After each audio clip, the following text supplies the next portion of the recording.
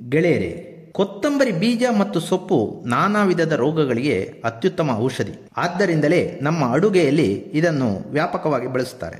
ಬಾಯಿ ಹುಣ್ಣಿನ ತೊಂದರೆಯಿಂದ ಬಳಲುವವರು ಕೊತ್ತಂಬರಿ ಸೊಪ್ಪಿನ ರಸದಿಂದ ಬಾಯಿ ಮುಕ್ಕಳಿಸಬೇಕು. ಇಲ್ಲವೇ ಊಟದ ನಂತರ ಎಲೆಗಳನ್ನು ಅಗೆದು ತಿನ್ನಿ. ಅಜೀರ್ಣದಿಂದ ವಾಂತಿ ಉಂಟಾದರೆ 1 ಲೋಟ ಮಜ್ಜಿಗೆ, 2 ಚಮಚ ಕೊತ್ತಂಬರಿ ಸೊಪ್ಪಿನ ರಸವನ್ನು ದಿನಕ್ಕೆ 2 ಬಾರಿ ಸೇವಿಸಿ. ಕೊತ್ತಂಬರಿ ಸೊಪ್ಪಿನಲ್ಲಿ ಅಧಿಕ ಕಬ್ಬಿಣಾಂಶ ಇದೆ. ಆದ್ದರಿಂದಲೇ ರಕ್ತಹೀನತೆಯ ಸಮಸ್ಯೆ ಇದ್ದವರಿಗೆ ಇದು ಅತ್ಯುತ್ತಮ. ಪ್ರತಿದಿನ 3 ಚಮಚ ಕೊತ್ತಂಬರಿ ಸೊಪ್ಪಿನ ರಸವನ್ನು ಜೇನಿನೊಂದಿಗೆ ಬೆರೆಸಿ ಬೆಳಗ್ಗೆ ಖಾಲಿ ಹೊಟ್ಟೆಗೆ ಕುಡಿಯಿರಿ. ತಲೆ ಸುತ್ತು ಬರುತ್ತಿದ್ದಲ್ಲಿ ಕೊತ್ತಂಬರಿ ಸೊಪ್ಪಿನ ರಸದೊಂದಿಗೆ ಕಲ್ಲು ಸಕ್ಕರೆ ಬೆರೆಸಿ ಕುಡಿಯಬೇಕು. ಪಿತ್ತ, ಉದರವಾಯು, ಹುಳಿತೇಗು, ವಾಕರಿಕೆಗೂ ಕೊತ್ತಂಬರಿ ಉಪಯುಕ್ತ.